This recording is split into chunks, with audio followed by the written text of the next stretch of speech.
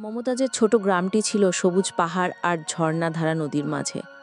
সকাল হলে সূর্যের আলো ঘাসের শিশিরে ঝলমল করত, পাখিরা গান গাইত আর গ্রামের মানুষ ধীরে ধীরে দিনের কাজ শুরু করত।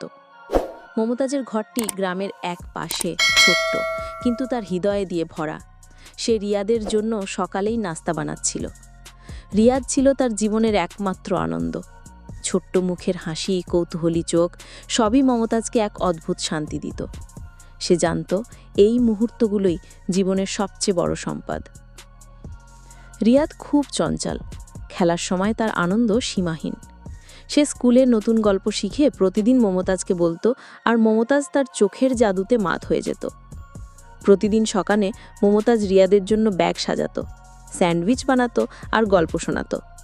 রিয়াদের বাবা খুব ব্যস্ত থাকত, তাই ছোট ছোট আনন্দের মুহূর্তগুলো পুরোপুরি মমতাজের সঙ্গে কাটত। সে কখনো ক্লান্তি দেখাতো না, মনে করত এই ছোট্ট মুহূর্তগুলোই জীবনের সবচেয়ে বড় আনন্দ। একদিন সকালটা অন্যরকম ছিল। রিয়াদ খুশি মুখে ব্যাগ হাতে দাঁড়িয়ে বলল, মা, আজ আমি নতুন গল্প শিখেছি, শোনাবো? মমতাজ হাসি দিয়ে বলল, অবশ্যই রিয়াদ, তোমার প্রতিটি গল্প আমার প্রিয়। সে জানত এই মুহূর্তগুলোই জীবনের চিরন্তন স্মৃতি হয়ে থাকবে। কিন্তু মধ্যাহ্নে রিয়াদ বাড়ি ফেরেনি।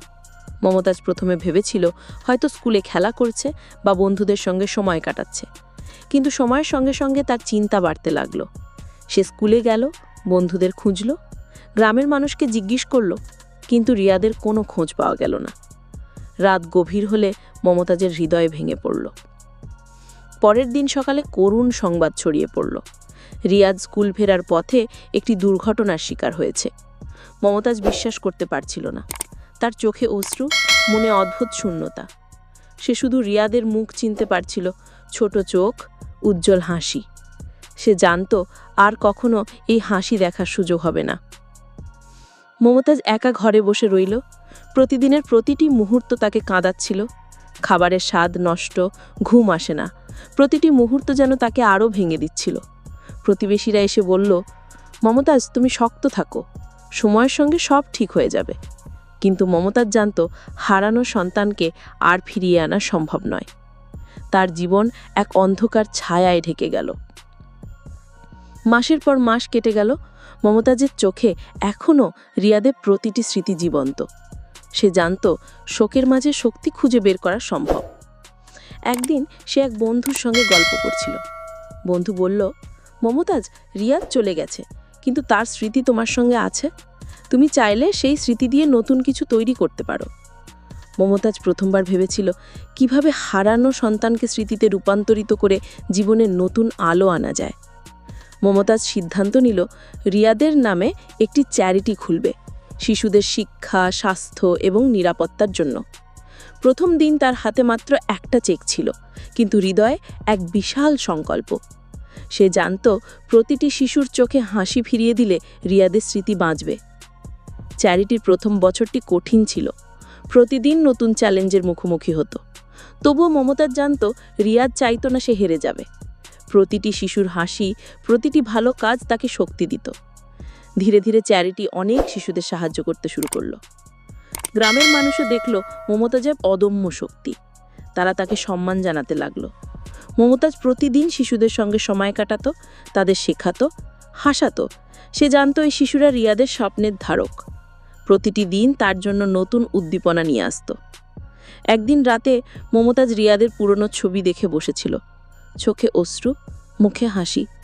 সে জানত রিয়াদ আর নেই, কিন্তু তার ভালোবাসা, তার স্বপ্নের আলো সবসময় তার সঙ্গে আছে। সে ধীরে ধীরে বুঝতে পারল জীবনের সবচেয়ে বড় শিক্ষা হতে পারে হারানো, কিন্তু আশা কখনো হারায় না। মমতাজ প্রতিদিন নতুন শিশুদের সঙ্গে সময় কাটাতো, তাদের শেখাতো, হাসাতো। সে জানত এই শিশুরা রিয়াদের স্বপ্নের ধারক। প্রতিটি দিন তার জন্য নতুন উদ্দীপনা নিয়ে আসত। ধীরে ধীরে তার জীবনে শান্তি ফিরে এলো। গ্রামের মানুষ এবং শিশুরা মমতাজকে দেখলে বুঝত শোকের মাঝেও শক্তি থাকতে পারে। মমতাজ জানত রিয়াদের স্মৃতি তাকে প্রতিদিন এগিয়ে নিয়ে যাবে। প্রতিটি শিশুর হাসি, প্রতিটি নতুন দিন তাকে শক্তি দেবে। মমতাজ ধীরে ধীরে হেঁটে যাচ্ছে, পাশে শিশুরা হাসছে।